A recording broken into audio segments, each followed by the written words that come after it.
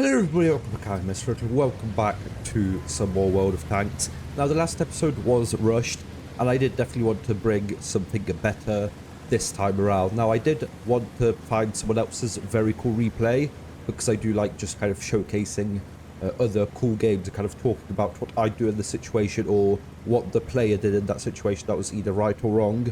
But apparently after the last World of Tanks update, I think the websites aren't updated yet, so here we are showcasing my replay that I played a couple days ago, probably like a week ago at the time of this video coming out, in the mouse. Now I got this mouse as the last of the free tech tree tanks that you could get, which was in around December-ish, I think.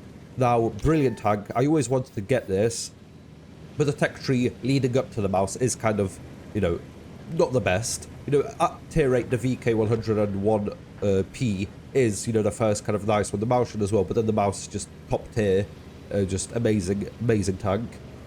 But I never really wanted to go through the Tiger P or you know, all of the other tanks that lead up to this.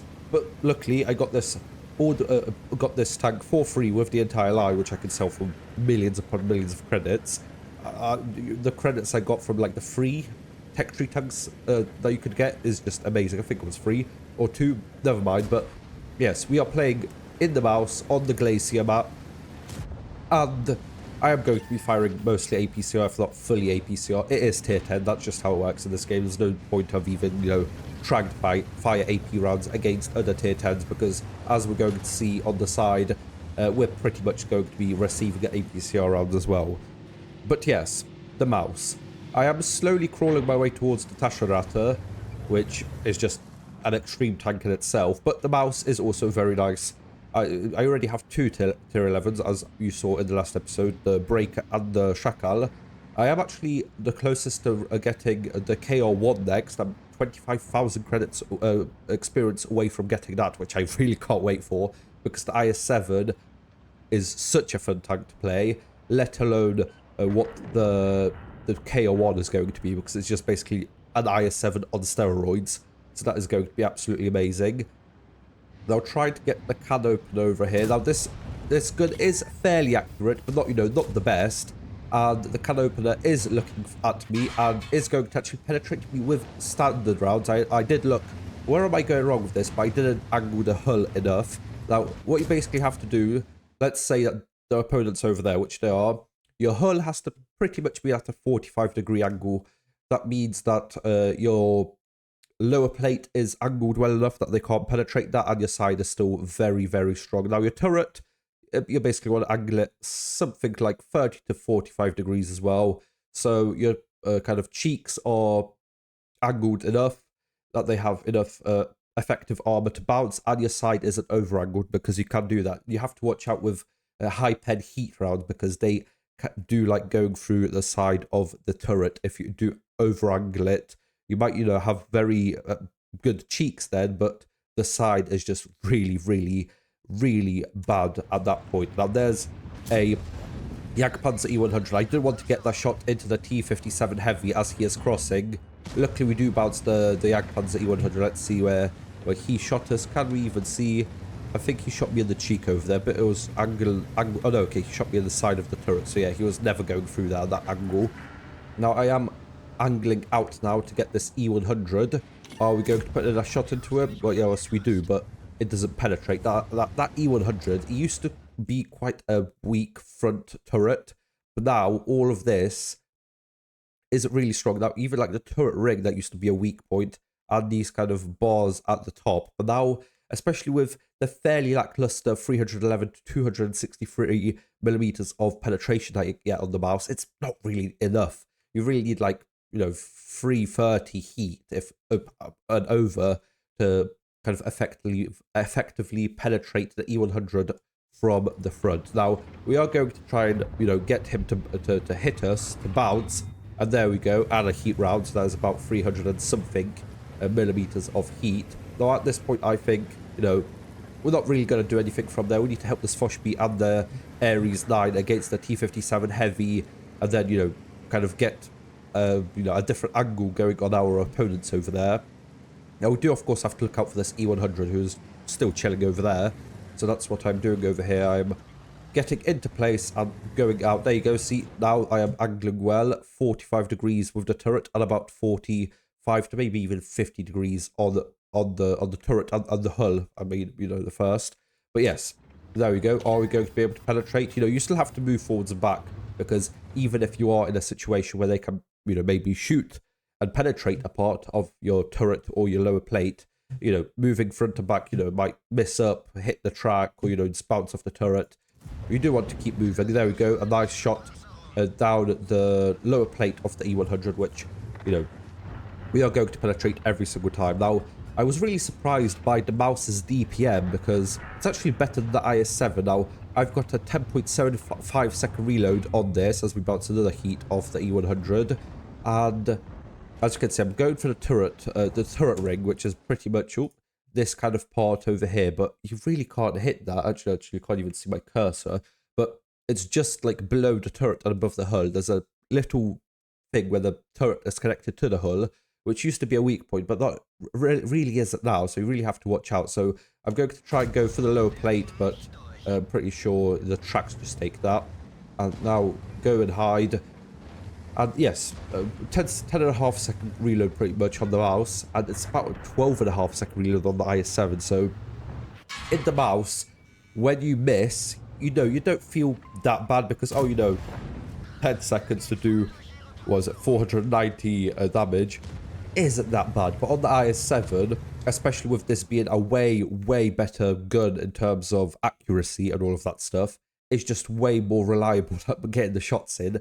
And in the IS-7, you've got a long aiming time, long reload. So if you do miss, you actually do feel those 2 seconds really heavily. Now the CS63 has gone up on the hill. I'm not really sure what he's... I mean, he's in a good place, but he doesn't really have anywhere to shoot now, because you kind of go over there. If you kind of spawn in the south, and the north team is kind of just chilling where this FV is on the map. And let alone... actually, not let alone, but this kind of ship kind of cutout is really wrong. As you saw, when I was moving back, I was, you know, shooting already above the ship, but I still couldn't see the CS. So just kind of bad, I guess, map making by Wargaming, you know, over there. It does happen in some places. You really have to watch out. You can't really rely on where you see, but you have to kind of rely on the actual, you know, layout, when you hover over the actual tank, and you actually know when you can actually properly shoot and actually be able to hit the tank, not just a weirdly cut out ship. But there you go. See the AMX 13105. Now, I thought he was going to run away, but I saw that he isn't, so I quickly aim in as quickly as possible. As I said, this gun is actually fairly nice for a heavy tank. This, you know, not even a heavy tank, a super heavy tank that the mouse is. There you go. Get in, get shot by the T-57 heavy once, then bounce, another kill, 2 kills, 2,500 damage, 3,300 blocked. And this E100, I guess, just didn't want to keep bouncing off me, so he's gone towards my teammates over there, but that just means that I can now shoot him. There you go, the E100 comes out, I angle up quickly, and it was going for my lower plate, goes into the tracks. Perfect thing we needed to do. Really nice clutch hit on the can opener over there. Now I just need to fall back, you know, the can opener has those 2 shells. I just kind of, you know, need to chill out, reload, maybe bounce once again. Am I going to hit the cupola? Yes, I am. The can opener tried to kind of block with his gun, but that didn't work out. 4,000 damage now. And this is just, you know, what the mouse does. It's just such a powerful tank in these kind of engagements, even against some of the tier 10s. I mean, it doesn't have enough penetration to kind of go face to face with a Taschenratte, because, yeah, that's just, you know, you need those 330 minimum to go through that if they're angling well, and this just isn't enough penetration. But still a really solid tank, and I really can't wait to get the Taschenratte, but I will definitely miss the mouse. Maybe I'll actually keep him. I don't know. I did sell the Badger because I really didn't like that. I actually preferred the Tortoise over the Badger. And the Shackle, I guess I never played the CS63 because I just kind of rushed and bought the Shackle just, you know, straight up without playing any of the other tanks. But, you know, brilliant game over there. I think without my you know, nearly 5,000 damage blocked and nearly 5,000 damage done on this side of the map, we probably would have lost this side. And, you know, with that loss, we wouldn't have had the E5 left, the STB1 left, and the Minotauro left. And maybe, you know, all of these tanks that we helped kill or killed would have probably made their way towards the base and probably capped or, you know, pincered our tanks from the other side, or we probably would have lost. You know, we did win by 9,000 damage, but, you know, when you're getting shot up by two sides, stuff really goes badly really quick. And looking at the battle results, as you can see, we did win. It was actually only a second class mastery badge, which really shows you how well people play in the mouse. You really have to, you know, go far and beyond to actually get the ace tanker. We also get the duelist, which destroy at least 2 enemy tanks that cause damage to you. We did, you know, get hit a couple of times, but still bounced. You know, the armor, you know, you can't even, you know, you can rely on this armor on this tank, even when people are firing heat rounds into you. Really, it's really a very, very nice tank. Second on experience, second on damage. You know, what more can you want? You know, pretty much a joint second on kills as well. Really helped our team out. That STB did really a really good job on the other flank as well. Really won that side. I'm pretty sure it was the last man remaining on that side of the map. So definitely a very good game by Heat IQ as well. And, you know, even with all of those premium rounds fired, we did actually, you know, go and actually make a profit. You know, we do have I have a premium account and a personal reserves bonus I was playing. And, you know, even for the ammo 62,000, we still made 18,000 K profit. So hope you guys enjoyed. Like, share, subscribe. See you guys next time. Bye-bye.